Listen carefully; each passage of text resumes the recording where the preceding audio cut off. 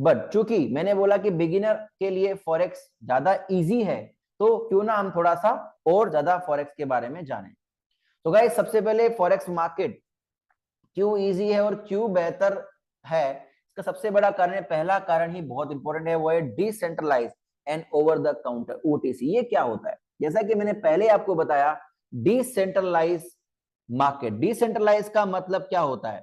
Decentralise का मतलब मैंने आपको पहले ही बताया कि एक ऐसा मार्केट जो किसी के द्वारा कंट्रोल नहीं होता। करेक्ट?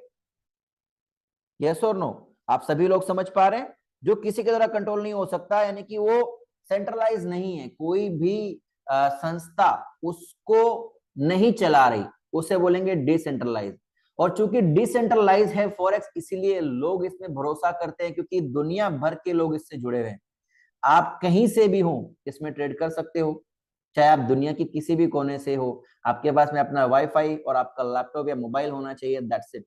सो अगर आपके पास में ये दो चीजें हैं, लैपटॉप या मोबाइल, साथ में इंटरनेट, तो आप इस मार्केट को एक्सेस कर सकते हो, और कोई भी संस्था इसे नहीं चलाती, तो आपको पता है कि यहाँ पर किसी प्रकार का कोई कंट्रोल किसी का नहीं है कि कोई इसको कल बंद कर देगा। ओके गाइस, अब बात कर लेते हैं ओवर द ओटीसी का मतलब क्या होता है।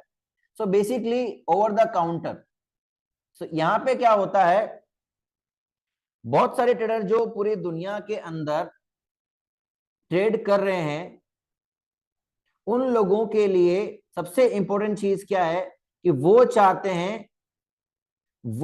हैं पूरे दुनिया भर के लोगों से कनेक्ट करना। सो इसका सिंपल मतलब क्या है कि जितने भी लोग पूरी दुनिया में ट्रेड कर रहे हैं, जिनको डिसेंट्रलाइज पसंद है, वहां पे कोई भी बंदा डायरेक्टली एक दूसरे के साथ में ट्रेड कर सकता है ओवर द काउंटर। इसके बीच में हम लोगों को ज्यादा किसी सेंट्रलाइज प्लेटफॉर्म की जरूरत नहीं है। जैसे कि अगर आप स्टॉक्स में ट्रेड कर रहे हो, राइट, तो वहां पे जितनी भी ट्रेड्स हैं वहां के सेंट्रलाइज एक्सचेंज जो हैं वो कंडक्ट करेंगे और उनका उस पर कंट्रोल होगा। लेकिन फॉरेक्स में ऐसा बिल्कुल भी नहीं है, क्योंकि ये 24 घंटे खुला रहता है और ये अलग अलग सेशंस में चलता है, जिसके बारे में आगे बात करेंगे, डिटेल में भी जानेंगे। सो बेसिकली ओवर द काउंटर का मतलब है कि ये वो वाइड रेंज मार्केट है जहां पर दुनिया का कोई भी आदमी किसी भी समय किसी के साथ में भी व्यापार कर सकता है, ट्रेड कर सकता है। करेंसीज एज इंस्ट्रूमेंट्स हम जानेंगे, फॉरेक्स में क्या क्या करेंसीज हो सकती हैं।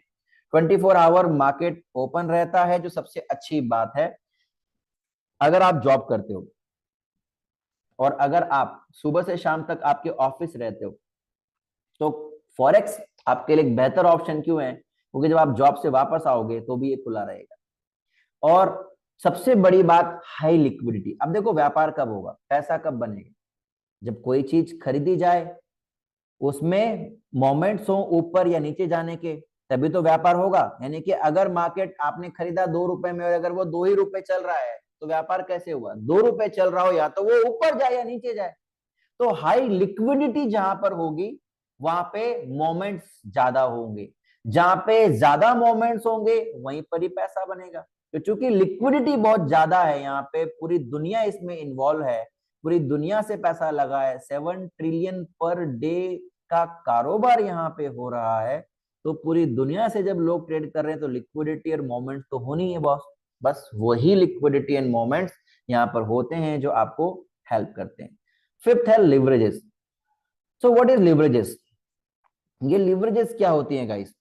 ये लिवरेजेस का मतलब है कि आपके पास में अगर पैसा कम है, तो भी ब्रोकर आपको ज्यादा पैसे की क्वांटिटी वाली ट्रेड करने को देगा।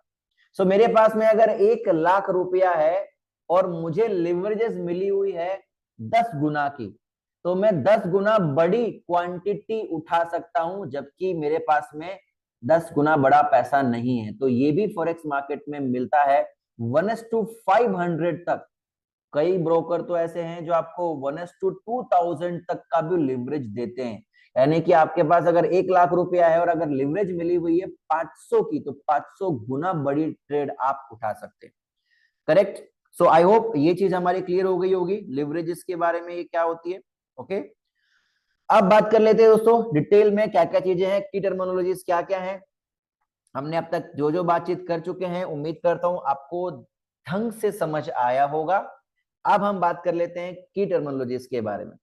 तो सबसे पहले हम बात करेंगे इंस्ट्रूमेंट्स एज अ पेयर, और आज हमारा डे 1 है। तो आज डे 1 के अंदर हम लोग डिस्कस करने वाले हैं सिर्फ इसी चीज के बारे में, जहां पे हम बात करेंगे कंप्लीटली आने वाले सेशन में instruments as a pair, sessions, फिर लॉट साइज क्या होती है, फिर पिप्स क्या होती है, लिवरेज अगेन डिस्कस करेंगे डिटेल में क्या होती है, स्प्रेड क्या होती है और कौन सी ट्रेडिंग ऐप पर आपको ट्रेड करनी होगी, और क्या क्या चीजें हैं जो हमारे इस्तेमाल में आने वाली है। तो आज का दिन हमारा यहीं खत्म हो जाएगा, फिर अगला दिन हम शुरू करेंगे जहां पर हम आगे की चीजें बात करेंगे। तो गाइस सबसे पहले बात कर लेते हैं इंस्ट्रूमेंट्स एज अ पेयर। देखिए 4 प्रकार के अलग अलग इंस्ट्रूमेंट्स हैं जिन पे अपन ट्रेडिंग करेंगे। सबसे पहले करेंसी पेयर। तो करेंसी पेयर क्या होते हैं, जैसा कि मैंने आपको बताया गाइस, करेंसी पेयर का मतलब है एक देश की करेंसी को दूसरी देश की करेंसी के साथ में ट्रेड करना। तो जैसे एक कंट्री है, मान लीजिए यूरोप, ठीक है, यानी कि कोई भी, यूरोप तो पूरा एक वो है, लेकिन कोई भी देश है उसकी करेंसी है यूरो। तो यूरो का ERU, ठीक है, वहां की करेंसी ले ली। और एक हो गया USD जो अमेरिका की करेंसी है। इन दोनों के बीच में, इन दोनों के बीच में गाइस ट्रेड होगी, तो इसका एक पेयर बन जाएगा। इसका क्या बन जाएगा, एक पेयर बन जाएगा, और उसको नाम दे दिया गया है यूरो USD। ओके, अब मैं इसको देशी भाषा में समझाता हूं कि एक ट्रेन है जहां पे 2 इंजन है, ये वाला भी एक इंजन है और ये वाला भी एक इंजन है। ये 2 इंजन वाली ट्रेन है, ठीक है। अब एक्चुअल में तो दोनों साइड इंजन लगे हुए हैं, लेकिन इसका मुख कहां पर है, इस तरफ है ना। तो ये वाले को हम कर देते हैं थोड़ा सा रेड। और अब मान लीजिए इस पेयर में आपने बाय ट्रेड का एनालिसिस किया इस तरीके से, तो इसका मतलब क्या हुआ, एग्जैक्टली मतलब क्या हुआ, 2 करेंसी है दुनिया की अलग अलग, ये अलग करेंसी है और ये अलग करेंसी है। यानी कि आपने क्या किया, आपके पास में, आपके सामने, आपकी प्लेट में 2 करेंसी रखी हुई थी, यूरो और USD। यानी कि आप ये कह लो, तराजू की बात कर लेते हैं, एक तराजू है, उस एक तराजू में यूरो रखा हुआ है और एक USD रखा हुआ है, और दोनों का अभी बराबर वजन है। लेकिन आपने क्या किया, अपना पैसा यूरो वाले तराजू में डाल दिया, तो क्या हो जाएगा, ये जो पलड़ा है ऐसे हो जाएगा ना, इस तरीके का। इसको थोड़ा इस तरीके से बना दे, ये ऐसे हो जाएगा ना। आपने पलड़ा को क्या कर दिया, आपने पलड़े को भारी कर दिया यूरो वाला, और जब आपने यूरो का पलड़ा भारी किया तो USD का पलड़ा ऑटोमेटिकली हल्का हो जाएगा। तो सिमिलरली आप जिधर आप प्लान करोगे, अगर आपने इस यूरो USD में बाय लिया तो आप बायर बन गए इस करेंसी पेयर के अंदर। और अगर आपने इस यूरो USD के पेयर में सेल ट्रेड प्लान की, सेल ले लिया, तो आप इस मार्केट में सेलर बन गए इस पेयर के लिए। दोनों जगह पैसा बनाएंगे। अगर बायर हो और मार्केट आपकी डायरेक्शन में जा रहा है तो भी पैसा बनेगा, सेलर हो और मार्केट आपके डायरेक्शन में जा रहा है तो भी पैसा बनेगा। तो सिंपल क्या है, आपको सही एनालिसिस करना जरूरी है। तो इसी प्रकार से कितने प्रकार के पेयर्स होते हैं वो बहुत ज्यादा जरूरी है हम लोगों को जानना। तो गाइज मैं यहाँ पे एक बार क्लिक कर दूंगा फॉरेक्स के ऊपर। आई थिंक यहाँ पे ऑप्शन नहीं आ रहा, एक बार प्लस पे चले जाएंगे। तो जितने भी हमें पेयर ढूंढने हैं, एक सेकेंड, यहाँ पे ऐसा नहीं मिलेंगे, हमको क्या करना पड़ेगा, हम लोगों को अलग अलग पेयर ढूंढने पड़ेंगे। तो जैसे यूरो के साथ में USD एक पेयर हो गया, इसी प्रकार से JPY जापान की करेंसी है, JPY एक पेयर हो गया, केड कैनेडियन डॉलर का एक पेयर हो गया, AUD अमेरिकन डॉलर का एक पेयर हो गया। इसी प्रकार से मल्टीपल पेयर्स होंगे। अब JPY के अगेंस्ट में क्या क्या चलेगा, तो हम लोग यहाँ पे USD JPY हो गया, यानी कि अमेरिका के अगेंस्ट में जापान की करेंसी। इसी प्रकार से USD के अगेंस्ट में कैनेडियन डॉलर हो गया, इसी प्रकार से NZD डॉलर हो गया, करेक्ट, INR भी होता है। कोई भी करेंसी पे, किसी भी देश की करेंसी, क्योंकि ये ट्रेडिंग करेंसी से जुड़ी हुई है, देश की करेंसी से जुड़ी हुई है, तो USD कोई भी पेयर आप यहाँ पे देखोगे ये फॉरेक्स का हिस्सा बनेगा, ठीक है। इसी प्रकार से यहाँ पे दिया गया है कमोडिटीज। कमोडिटीज में क्या क्या आता है दोस्तों? बहुत सारे लोग हैं जो दुनिया में ट्रेड करते हैं ऑयल के अंदर। तो ऑयल जो है, अब यूएस के अगेंस्ट में ऑयल ट्रेड हो रहा है। यहाँ पे क्या होगा, अगर ऐसा होता तो क्या होगा, मान लीजिए ये सिचुएशन है, तो यहाँ इस ट्रेन में आगे कौन बैठा है? सबसे पहले ये क्या है, यूएस ऑयल पेयर है। तो आगे की ट्रेन में कौन बैठा है पहले वो देखते हैं। आगे की ट्रेन में बैठा है यूएस की करेंसी, अब आपको समझ में आने लगेगा। और पीछे की ट्रेन में कौन बैठा हुआ है? ऑयल, जो कि एक नेचुरल, मतलब जमीन से निकलता है, नेचुरल चीज है। अब इसमें क्या होगा, अगर मार्केट में यूएसडी की करेंसी स्ट्रांग हो रही है किसी भी कारण, जैसे मान लीजिए अभी ट्रम्प साहब जीते, ट्रम्प साहब ने क्या किया, अभी जीते, तो ट्रम्प अगर जीता तो यूएस की करेंसी स्ट्रांग हुई, तो अगर इस पेयर में आप ट्रेड कर रहे हो तो आपको ऑयल में यहाँ पे इस पेयर में मार्केट नीचे जाता हुआ नजर आएगा। सिमिलरली अगर मान लो यूएस की करेंसी वीक हो रही है किसी भी कारण से, तो आपको अगर इस पेयर में ट्रेड कर रहे हो तो ऑयल आपको ऊपर जाता हुआ नजर आएगा। क्योंकि यहां पर इसका कोई वजूद नहीं है ज्यादा, वजूद किसका है? इसका। क्योंकि ये ऊपर नीचे होगी ये ऑटोमेटिकली हिल जाएगी, लेकिन सम टाइम दुनिया भर में कई सारे डिसीजन ऑयल्स पे लिए जाते हैं, तब ये भी रिएक्ट करती है। इस दिन कई बार जब ऐसा होता है कि ऑयल की शॉर्टेज हो गई, ऑटोमेटिकली ऑयल ऊपर चला जाता है। तो ये हो गया एक पेयर जिसमें आप ट्रेड करते हो। नेचुरल गैस हो गई, वो कमोडिटीज के अंदर आती है। इसी प्रकार से होते हैं मेटल्स। मेटल्स में गोल्ड हो गया, सिल्वर हो गया, प्लेटिनम हो गया, जिंक हो गया, बहुत सारे मेटल्स हैं जो ट्रेड किए जाते हैं, हम उनको मेटल्स का नाम देते हैं। और इसी प्रकार से इंडेक्सेस भी हो गई, यानी कि अलग अलग देशों के जो कंपनीज का ग्रुप होते हैं। यहाँ पे निफ्टी 50 की बात कर लो, ठीक है, तो निफ्टी 50 यानी कि 50 कंपनीज का ग्रुप। इसी प्रकार से यूएस 30 की बात कर लो, अमेरिका की 30 कंपनियों का ग्रुप, ठीक है, यूएस 30। ये सब कंपनियों के ग्रुप को हम बोलेंगे, इनको बोला जाता है इंडाइसिस। ओके, सो फॉरेक्स में सब ट्रेड होता है, आपको क्या करना है ट्रेड वो आपकी मर्जी है। करेंसी में करना है, कमोडिटीज में करना है, मेटल्स में करना है, या इंडाइसिस में करना है, जिसमें भी करना है आप जाके सेलेक्ट कर लो। और वहां पे, या क्रिप्टो में भी करना है तो क्रिप्टो भी यहाँ पे ट्रेड होती है, इसी जगह पे क्रिप्टो करेंसीज भी आती है फॉरेक्स के अंदर। आप क्रिप्टो करेंसी बिटकॉइन इथेरियम में भी आप ट्रेड कर सकते हो। उम्मीद करता हूं दोस्तों आपको अभी तक का सेशन बहुत मजेदार लगा होगा और आसान भाषा में आप समझ पा रहे होंगे। आगे भी इसी प्रकार से बने रहिए, ट्रेडिंग को इतना ही आसान कर दूंगा कि आपके लिए मक्खन हो जाएगा। चलिए आगे बढ़ते हैं इंस्ट्रूमेंट्स के बाद में। जैसा कि मैं बता चुका हूं आप लोगों को चार्ट पे ले जाके कि क्या क्या होता है, ठीक है, करेक्ट। आगे बढ़ते हैं इसके बाद सेशंस के बारे में। दोस्तों फॉरेक्स 24 आवर चलता है इसके ग्लोबल नेचर्स की वजह से, इसीलिए इसको मेजर 4 सेशंस में डिवाइड किया गया है, ठीक है, और हर सेशंस का अपना एक बिजनेस हावर्स होता है, करेक्ट। सो बेसिकली अगर मैं आप लोगों को बताऊं तो फॉरेक्स के अंदर अभी राइट नाउ अगर हम बात करें, जैसा कि हमने बोला कि 24 आवर ये वर्क कर रहा है, तो ये 24 आवर वर्क कैसे कर रहा है, कौन चला रहा है इसे? कोई चला क्यों नहीं रहा, लेकिन ये 4 अलग अलग देशों के सेशंस जो होते हैं, जैसे हमारे अगर हम बात करें इंडिया की बात करें, तो इंडिया के अंदर हमारा जो मार्केट है वो 9 बजे से लेकर 3 साढ़े 3 बजे तक चलता है। उसी प्रकार से अमेरिका का मार्केट जो है वो भी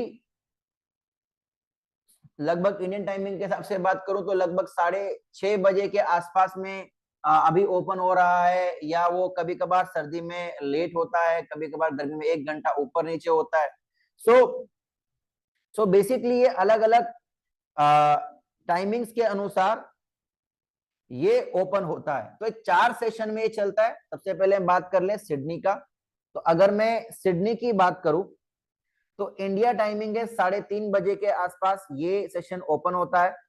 टोक्यो की बात करूं तो इंडिया टाइमिंग है 5:30 बजे, राइट, ये ओपन होता है गाइस, ओके।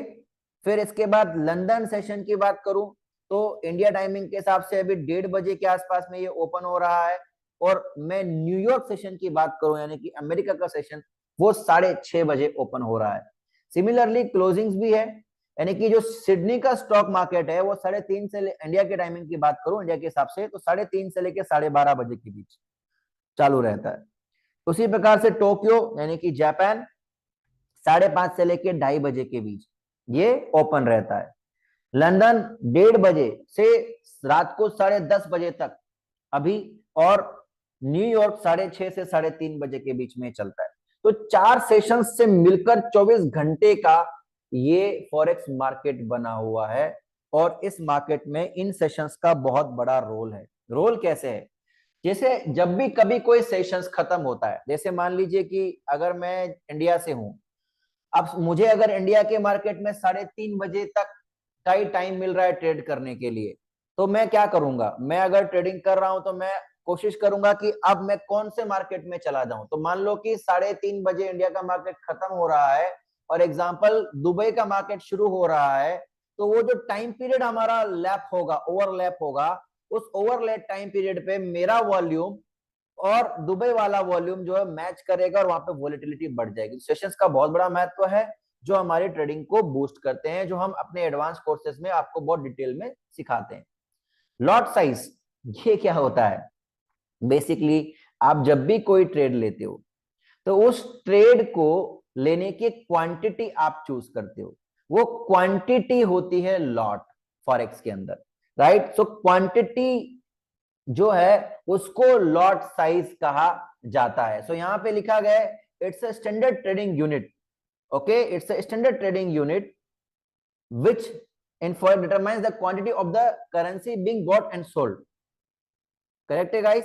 तो जो मैंने बताया आपको कि एक क्वांटिटी है जो डिटरमाइन करती है आपके जब भी वैल्यू मूवमेंट होगा, मतलब मार्केट ऊपर जाएगा या नीचे जाएगा, तो आपको कितना प्रॉफिट होगा, कितना लॉस होगा, ये इस बात पे डिपेंड करेगा कि आपने कितनी क्वांटिटी ली हुई है। आसान भाषा में समझे तो शेयर मार्केट की बात कर लें।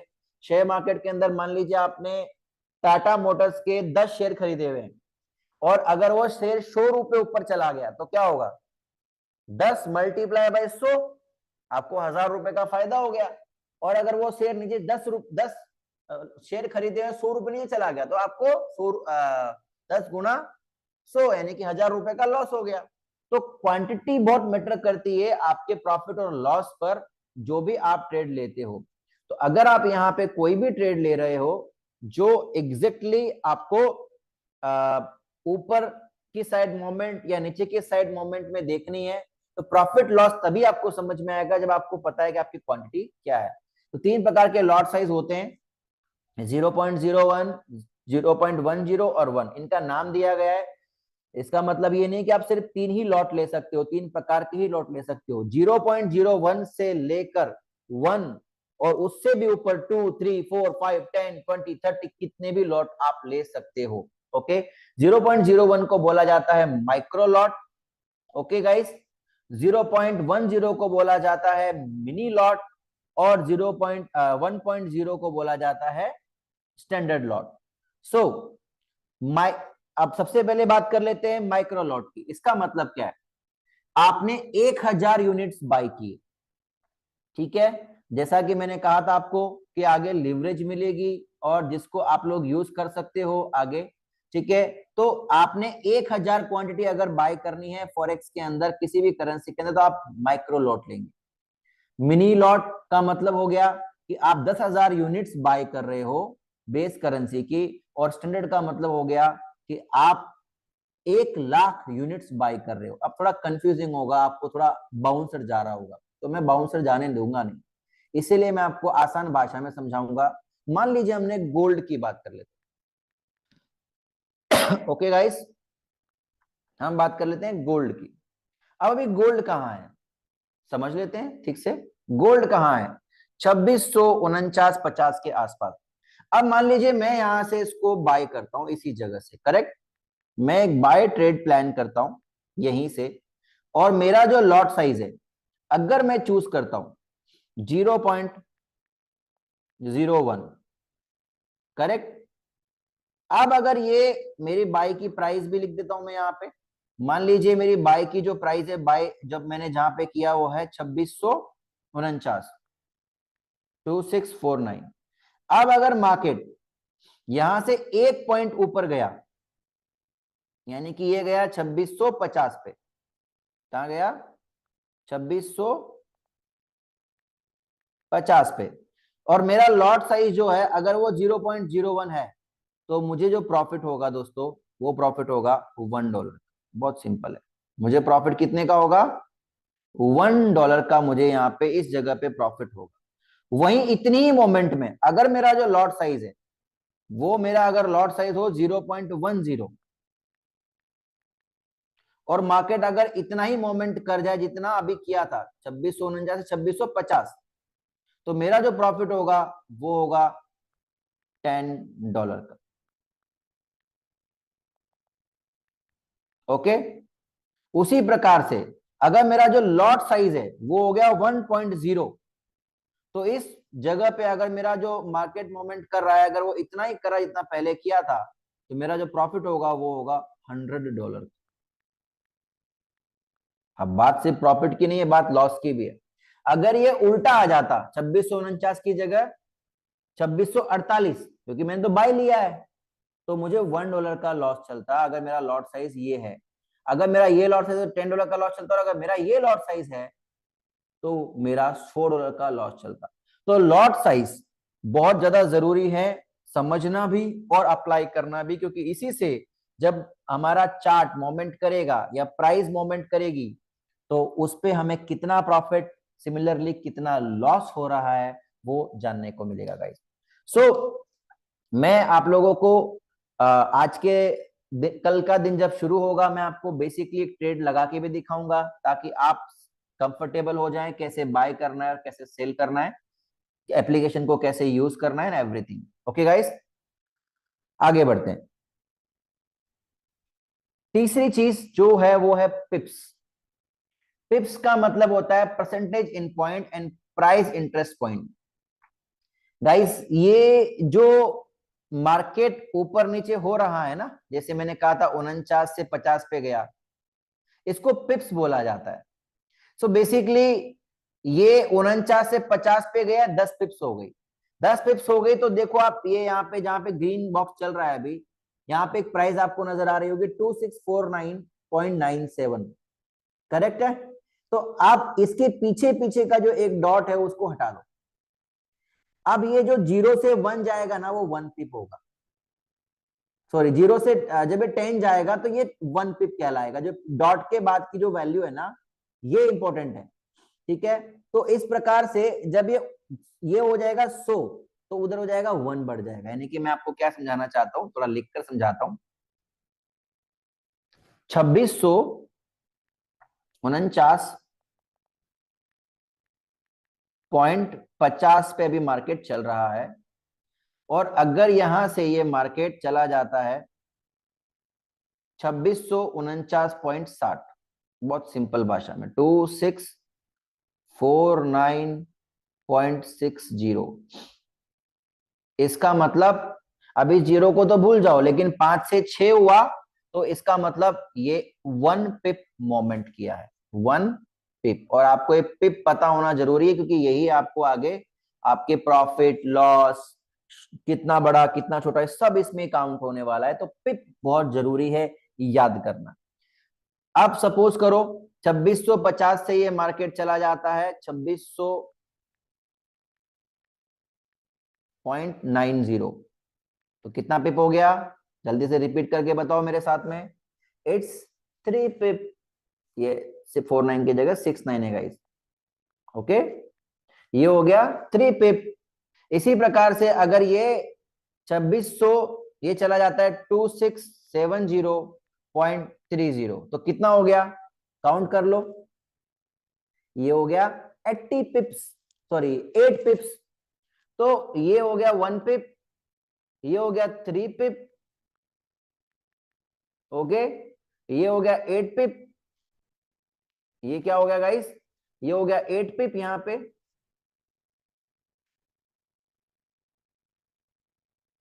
उम्मीद करता हूं बहुत आसान भाषा में आपको समझ में आ रहा होगा। और अगर ये चला जाता है 2649 से, अरे मैंने गलती कर दी, एक मिनट रुकिए, मेरा यहाँ पे ये करना था मुझे 49 ही था, एक सेकंड। यहाँ पे पीछे की वैल्यू गलत कर दी, 2649.90, 2649, sorry 48.30, now it's correct, 59, sorry 50, 2650.30, ये हो गया 8 पिप। और ये अगर चला जाता है 2650.50 पे, ये चला जाता है 2650.50 पे, तो इसका क्लियर मतलब क्या होगा, इसका क्लियर मतलब होगा कि ये मार्केट 10 पिप्स मोमेंट कर चुका है। ठीक है, जब भी 10 पिप्स मार्केट मोमेंट करता है तो मैंने बता दिया कौन सा लॉट कितना रिएक्ट करेगा। अब ये 49 से 50 पे गया तो ये 10 पिप्स मोमेंट है, $1 का प्रॉफिट या लॉस। 10 पिप्स की मोमेंट पे अगर ये लॉट है तो इतना लॉस, और 10 पिप्स की मोमेंट पे अगर ये लॉट साइज है तो इतना लॉस। क्लियर है guys, this is what the pip calculation is. इसी प्रकार से आप कैलकुलेट कर सकते हैं। यहाँ पे बहुत सारे एग्जांपल्स भी दिए हुए हैं, जैसे मैंने गोल्ड में बताया वैसे यहाँ पे आपको यूरो यूएसडी और जेपीवाई का भी एग्जांपल यहाँ पे दिया गया है। ओके, सो 1.100 से अगर 1.1001 पे गया तो 1 पिप मोमेंट हो गया। इसी प्रकार से जेपीवाई की बात करें 110.00 से 110.01 हो गया, इसका मतलब जेपीवाई ने भी एक पॉइंट मोमेंट कर दिया है, एक पिप मोमेंट कर दिया है। ओके गाइस, सो पिप का हो गया। अब बात कर लेते हैं लिवरेजेस की। ऑलरेडी मैं आपको लिवरेजेस के बारे में बता चुका हूं। लिवरेजेस का मतलब आपकी कैपिटल के अगेंस्ट में आप कितना बड़ा क्वांटिटी कंट्रोल करते हो। सो अगर आपकी लिवरेज 1:1 है तो 1000 अगर आपका डॉलर का अकाउंट है तो आप $1000 का ही ट्रेड ले सकते हो। अगर आपकी लिवरेज 1:10 है तो $1000 के अगेंस्ट में आप $10,000 तक की क्वांटिटी की ट्रेड ले सकते हो। अगर आपका लिवरेजेस 1:50 है तो सिमिलरली $1000 की आपकी कैपिटल है लेकिन आप $50,000 तक की ट्रेड आप ले सकते हो। इसी प्रकार से अगर आपका 1:100 का अगर आपका लिवरेज है तो $1000 की कैपिटल के अगेंस्ट में आप $1,00,000 तक की क्वांटिटी की ट्रेड ले सकते हो। करेक्ट। और अगर आपकी 1:500 की लिवरेज है तो आप $1,000 की कैपिटल से $5,00,000 तक की कैपिटल की आप ट्रेड ले सकते हो। लेकिन ध्यान रखिएगा, ज्यादा लीवरेज का मतलब बढ़िया नहीं होता, ज्यादा लीवरेज का मतलब ज्यादा डेंजरस होता है। ये वैसी ही बात है दोस्तों कि आपके पास में गाड़ी है, आपके पास में एक्टिवा है, अक्सर एक्टिवा को आप 30-40 तक चलाओगे तो ठीक चलती है, लेकिन अगर उसको 70-80 पे चलाने लगोगे तो आपको थोड़ी वाइब्रेशन देने लगेगी और आपको लगेगा कि यार ज्यादा अच्छी नहीं चल रही है। वहीं आप किसी अच्छी सी बाइक को, जैसे अपाचे है या कोई भी अच्छी सी बाइक को अगर आप चलाओगे 80 की स्पीड पे तो वो वाइब्रेट नहीं करेगी, आपको नॉर्मल लगेगी।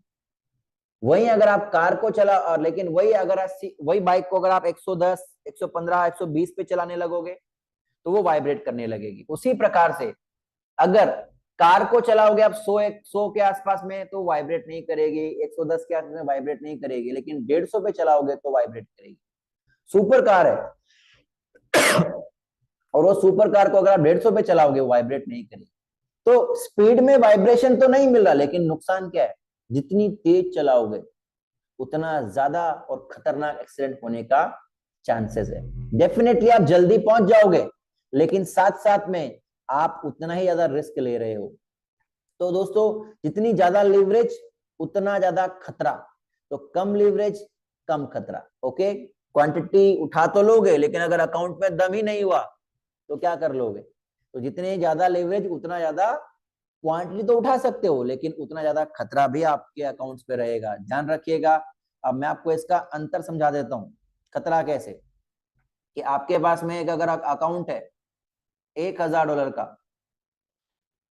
सॉरी, और आपने यहाँ पे एक स्टैंडर्ड लॉट उठा लिया। स्टैंडर्ड लॉट का मतलब क्या हो गया, आपने एक लॉट साइज उठा लिया 1.0। मैंने बताया था इसका मतलब क्या होता है, 1,00,000 की क्वांटिटी आपने उठा ली है दोस्तों। इसका मतलब क्या है, आप 1,00,000 की क्वांटिटी उठा चुके हो। वन स्टैंडर्ड लॉट का मतलब मैंने आपको समझाया था पहले भी, कि आपको याद होगा, इसका मतलब है 1,00,000 की क्वांटिटी। ओके गाइस, करेक्ट, मैंने आपको बताया था अच्छे से।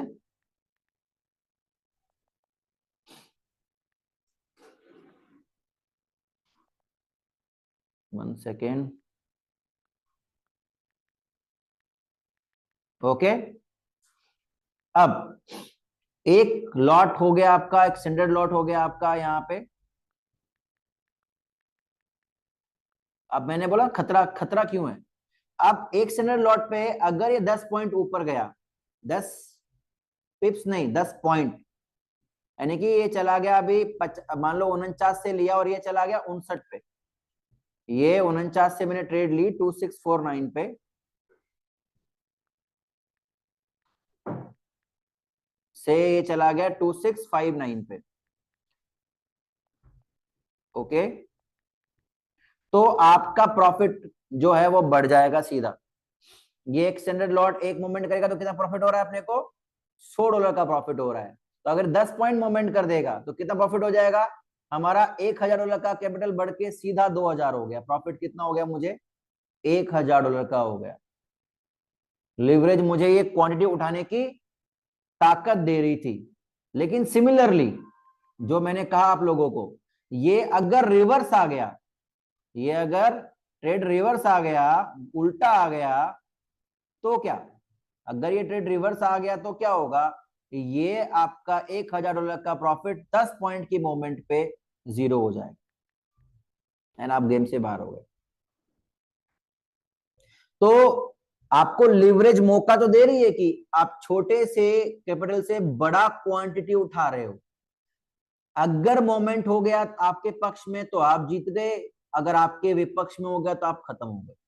ट्रेडिंग कभी भी गैम्बलिंग नहीं हो सकती, इसलिए कहा जाता है कि अपने अकाउंट के अनुसार सही लॉट साइज चूज करना बहुत ज्यादा जरूरी है। ये जो करेंगे अगर हम इतने अकाउंट पे ये लॉट, तो ये गैम्बलिंग है, क्योंकि मार्केट जरूरी नहीं है कि आपके अनुसार चले। तो हमें जरूरत है लिवरेज को ठीक से समझने की और अपने लॉट साइज को ठीक से लेने की। उम्मीद करता हूं आपको यह बात समझ में आई होगी। अब बात कर लेते हैं स्प्रेड की। स्प्रेड क्या होती है। सो गाइस बेसिकली यहां पे एक बिड प्राइस होती है और एक आस्क प्राइस होती है। हम पहले उस पर बात कर लेते हैं। Bid price is the highest price a buyer is willing to pay for a currency and ask price is the lowest price is willing to accept for the currency. ठीक है, मान लीजिए एग्जांपल के तौर पे यूरो यूएसडी का pair है, यहाँ पे बिड प्राइस है 1.100 और आस्क प्राइस है 1.002। तो इन दोनों के बीच का जो डिफरेंस है ना, 2 पिप का, वो स्प्रेड होती है। हर एक ब्रोकर में जब भी आप ट्रेड करोगे तो वहां पे एक स्प्रेड होगी। यूरो यूएसडी में जनरली वो 0 से लेके 1 2 3 4 तक हो सकती है, ज्यादा भी हो सकती है, डिपेंड करता है कि आपने कौन सा ब्रोकर चूज किया है और किस प्रकार का अकाउंट आपने बाय किया है या लिया है। उसी प्रकार से अगर हम बात करें गोल्ड के अंदर, तो गोल्ड के अंदर भी जब आप ट्रेड करोगे तो 12 से लेके 30 के बीच का आपको स्प्रेड देखने को मिलेगा। सो डिपेंड करेगा कि आपने कितना बड़ा स्प्रेड का अकाउंट लिया है। अब इसका इफेक्ट क्या होगा, स्प्रेड का एक्चुअल इफेक्ट क्या होगा कि जहां ट्रेड लगा रहे हैं, मान लीजिए हम लोग बात कर रहे हैं हमारा स्प्रेड जो है, सपोज करो हमारा जो स्प्रेड है वो है 30 का। ओके, तो क्या होगा, अगर गोल्ड की प्राइस चल रही है 30 का स्प्रेड है मान लो, और गोल्ड की प्राइस चल रही है अभी 265, मेरा मतलब मैं ट्रेड लेना चाहता हूं 2649.50 पे, लेकिन अगर 30 का स्प्रेड है तो मेरी जो ट्रेड लगेगी वो लगेगी 2649। अगर मैं बाय ले रहा हूं तो मुझे जो प्राइस मिलेगी वो मिलेगी 80 की, यानी कि मुझे थोड़ा सा ऊपर प्राइस मिला। मैं खरीदना चाह रहा था यहां पे और मेरे को मिला यहां पे। स्प्रेड ये काम करती है। वहीं अगर मैं सेल लेना चाह रहा हूं तो उल्टा होगा मेरे साथ में, बाय में मुझे कम प्रॉफिट मिला तो सेल में भी मुझे कम प्रॉफिट मिलेगा। अगर मैं यहाँ पे 2649.50 पे सेल ले रहा हूं तो मुझे यहाँ पे जो प्राइस मिलेगी वो मिलेगी 0.20, करेक्ट 50 ना, हाँ यस। तो बाय ले रहा हूं या सेल ले रहा हूं तो मुझे ये प्राइस यहाँ पे मिलने वाली है गाइस। ओके, सो इंपॉर्टेंट क्या है, आपको स्प्रेड समझना होगा कि आपके अकाउंट में स्प्रेड क्या है। और जब भी आप ट्रेड करोगे तो 3 4 चीजें आपको बहुत इंपॉर्टेंट है। सबसे पहले हम जब एप्लीकेशन को यूज करेंगे तो वहां पे हमें सीखने को मिलने वाली है। सबसे पहले होगा मार्केट एग्जीक्यूशन, जहां पे हम लोग ट्रेड लेंगे, जहां जो करंट प्राइस अगर हम उस पर ट्रेड लेना चाह रहे हैं तो उसको बोलते हैं मार्केट एग्जीक्यूशन। ठीक है। सबसे इंपॉर्टेंट चीज है जो आप आगे सीखेंगे वो होती है टेक प्रॉफिट, और वहां पे स्प्रेड का बहुत बड़ा रोल होता है। टेक प्रॉफिट यानी कि इसको टीपी भी बोला जाता है। ओके। और स्टॉप लॉस, ये स्टॉप लॉस नाम की चीज क्या होती है कि देखिए मैं मार्केट में ट्रेड लगाने के बाद में प्रेजेंट नहीं हूं, तब भी अगर मेरी ट्रेड रिवर्स चली जाए तो मुझे लॉस बुक करने का मौका मिले, यानी कि मैं लॉस बुक कर लूं, उसको बोला जाता है टेक स्टॉप लॉस। ठीक है। यानी कि स्टॉप लॉस का मतलब ये है कि एक लिमिटेड लॉस तक की मैं उस ट्रेड को होल्ड करना चाहता हूं, उसको बोलेंगे स्टॉप लॉस। Okay guys. तो ये दो चीजें बड़ी इंपॉर्टेंट है आप जब ट्रेड करोगे। स्प्रेड का इसमें रोल क्यों है? मान लीजिए कि मैंने ट्रेड लिया है और मेरा जो स्टॉप लॉस है, सपोज कीजिए मेरा जो स्टॉप लॉस है वो मैंने डिसाइड, मेरा टेक प्रॉफिट मान लीजिए, मैंने अब मैं उसको लिख रहा हूं, मेरा टेक प्रॉफिट है मान लीजिए 2655.30, और मेरा स्टॉप लॉस है, सपोज मैंने स्टॉप लॉस तय किया अपना 2645.50। ठीक है। तो ये मेरा स्टॉप लॉस हो गया, ये मेरा टेक प्रॉफिट हो गया। अगर मार्केट यहां तक एग्जैक्ट जाके नीचे आ गया, मेरा ये टेक प्रॉफिट हिट नहीं होगा क्योंकि मेरी स्प्रेड है 30 की। तो अगर मुझे ये पता है कि मेरे अकाउंट की स्प्रेड 0.30 है और मेरा टेक प्रॉफिट मुझे ये रखना है, तो मैं ऑलवेज उस 30 की स्प्रेड को माइनस करके रखूंगा, ताकि मेरे को ये नुकसान ना करना पड़े कि मैं मार्केट में अगर अवेलेबल नहीं हूं और मार्केट वहां चला गया तो भी मेरी ट्रेड नहीं कटी। तो मुझे अगर पता है कि मुझे 30 की स्प्रेड है तो मैं 30 पॉइंट पहले अपना टीपी लगा दूंगा। और एसएल गलती से अगर मार्केट चला गया कहां पे, 2645.50 मेरा स्टॉप लॉस है, लेकिन अगर 2645.80 पे भी मार्केट आया तो भी आपका स्टॉप लॉस ले जाएगा क्योंकि वो स्प्रेड आपकी चल रही है। तो अगर मुझे पता है कि मेरे अकाउंट में 30 का स्प्रेड है तो मैं क्या करूंगा, 2645.20 पे अपना स्टॉप लॉस लगा दूंगा। तो जब एक्चुअल में मार्केट जाएगा 2645.50 पे, तब ही मेरा स्टॉप लॉस हिट होगा, उससे पहले ना हो जाए। तो ये बहुत जरूरी है स्प्रेड को समझना, क्योंकि अक्सर लोगों के साथ में गलतियां होती है, वो स्प्रेड को नहीं समझते। तो उनके साथ में क्या होता है कि जब मार्केट उनके टेक प्रॉफिट पे जाता है तब तो उनका प्रॉफिट हिट नहीं होता, और जब स्टॉप लॉस पे भी नहीं पहुंचता उससे पहले उनका स्टॉप लॉस हिट हो जाता है, क्योंकि उनके अकाउंट में स्प्रेड चल रही होती है गाइस। उम्मीद करता हूं आपको ये स्प्रेड वाला भी सिस्टम बहुत अच्छे से समझ में आया होगा गाइस। अब बात कर लेते हैं ट्रेडिंग एंड एनालिसिस एप्स के बारे में। करेक्ट। सो अगर आप ट्रेड करना चाहते हैं फॉरेक्स के अंदर तो आपके पास में एप्लीकेशन होनी चाहिए Meta trader 4, Meta trader 5, MT4 MT5। ठीक है। प्ले स्टोर पे या गूगल से आप इसको डाउनलोड कर सकते हैं। लेकिन ट्रेड MT4 पे होती है, लेकिन फंड आप यहाँ पे डिपॉजिट नहीं कर सकते, ये सिर्फ एक एप्लीकेशन है। इसके अलावा भी बहुत सारी एप्लीकेशन हैं, जैसे जिनको आप सी ट्रेडर हो गया, या बहुत सारे ब्रोकर अपना खुद का भी ऐप आपको देते हैं जिसपे आप ट्रेड कर सकते हो, जहां पे पूरी दुनिया में चार्ट एक ही दिखेगा आपको, सिमिलर। तो चार्ट कभी अलग नहीं होगा, कहीं पे भी आप ट्रेड करें आपको ये काम आएगा। एक बहुत इंपॉर्टेंट ऐप आपकी लाइफ में है जो आपको यूज करनी होगी, वो है एनालिसिस करने के लिए, उसका नाम है ट्रेडिंग व्यू। दोस्तों चाहे आप स्टॉक्स में, फॉरेक्स में, क्रिप्टो में, किसी भी जगह काम करो, इन सबके चार्ट जो मैं अभी आप देख रहे हो ट्रेडिंग व्यू है, ये ट्रेडिंग व्यू में एनालिसिस करने के काम में आते हैं। तो इस एप्लीकेशन को डाउनलोड करके रखिएगा, क्योंकि इस ऐप में आप बहुत सारी कार्यस्थानियां कर सकते हो, जैसे आप लोग देख रहे हो मैं कर रहा हूँ, राइट। तो आप आगे जाकर सीखोगे कि ये कुछ होता है, यहाँ पे ऐसे बॉक्स बनाने का क्या मतलब है, ये भी सीखोगे आप, कि आगे जाकर आपको पता चलेगा कि हाँ भाई ऐसे करके ये कुछ होता है, ट्रेंड लाइंस होती हैं। तो ये सब जो एनालिसिस हम लोग करेंगे, राइट, ये सब जो एनालिसिस हम लोग करेंगे, ये सारे के सारे एनालिसिस करने के लिए हमको जिस ऐप का इस्तेमाल करना है, उस ऐप का नाम है ट्रेडिंग व्यू। उम्मीद करता हूं आप इस बात को ठीक से समझे होंगे guys. Trading view is the app जो हमारे लिए बहुत काम की है और हमको इसको यूज करना है। तो प्लीज आप इस ऐप को डाउनलोड कर लीजिएगा, जहां पे आप स्टॉक, फॉरेक्स, क्रिप्टो से जुड़ी हुई कोई भी एनालिसिस यहाँ पे कर सकते हो। बहुत सारे ब्लॉग्स यहाँ पे आते हैं, जिन ब्लॉग्स को आप रीड कर सकते हो, आइडियाज पे आप जा सकते हो, राइट। यहाँ पे आप जाके बहुत सारे अच्छे अच्छे ट्रेडर्स होते हैं दुनिया के, जो हर चीज के बारे में यहाँ पे जानकारी देते हैं, आप देख सकते हो। आप अगर फॉरेक्स पे क्लिक करोगे तो फॉरेक्स से रिलेटेड आपको यहाँ पे बहुत सारे वीडियोज एंड ब्लॉग्स नजर आएंगे। इंडेक्सेस पे क्लिक करोगे तो आपको इंडेक्स से रिलेटेड आपको यहाँ पे चीजें नजर आएंगी, और वो भी ऐसे एक्सपर्ट्स की जो बहुत बेहतरीन है। फ्यूचर्स पे क्लिक करोगे तो फ्यूचर से रिलेटेड आपको समझ में आएगा कि मार्केट में क्या हो रहा है, क्या हो सकता है, राइट। इसी प्रकार से आप किसी भी चीज को यहाँ पे चूज कर सकते हो, आपके लिए जो जरूरी है आप यहाँ पे सेलेक्ट कर सकते हो। उम्मीद करता हूँ ये बात भी आपको समझ में आएगी। तीसरा होता है ब्रोकर। एक बहुत महत्वपूर्ण चीज है गाइस, ब्रोकर अगर आपका अच्छा नहीं है तो आप डेंजर जोन में हो। तो ब्रोकर ढूंढने का सबसे अच्छा तरीका क्या है? पहली बात, ब्रोकर ढूंढने के लिए आप जाएं गूगल बाबा पे, विकिपीडिया पे, और विकिपीडिया से सवाल करें कि दुनिया में अच्छा ब्रोकर कैसा होता है। ये ना पूछे कि कौन है, मैं फिर बोल रहा हूं, ये ना पूछे कि कौन है, ये पूछे कि कैसा होता है। मैंने ऐसे सर्च किया जब लाइफ में पहली बार मैंने ब्रोकर के बारे में जानना शुरू किया। जैसे मान लीजिए मुझे शादी करनी है, तो मैं अपने एक बुजुर्ग व्यक्ति के पास में गया। अब मेरे दो सवाल हो सकते थे, एक तो ये कि मुझे शादी करनी है, आप बताओ कौन सी लड़की से करूं। इसकी जगह मेरे को यह सवाल करना चाहिए, दादाजी मुझे शादी करनी है, आप बताओ किस प्रकार की लड़की हो, किस प्रकार के गुण एक लड़की में हो जो शादी मैं करूं मेरे लिए अच्छी हो। दोनों में अंतर आ गया ना।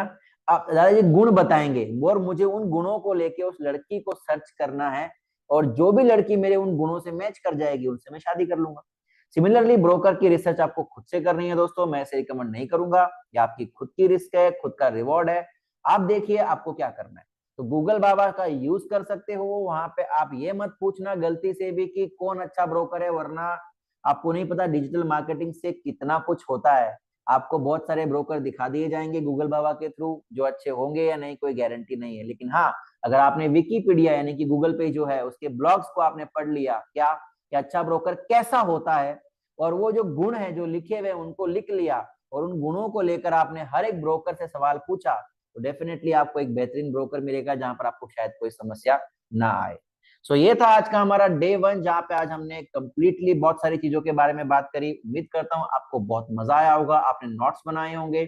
हम बात करेंगे अगले दिन, जहां पे हम बहुत सारी नई नई चीजों के बारे में बात करने वाले हैं जो हम जानने वाले हैं, और हमारी ट्रेडिंग को बेहतर बनाए उस चीज के ऊपर हम लोग बात करने वाले हैं, राइट।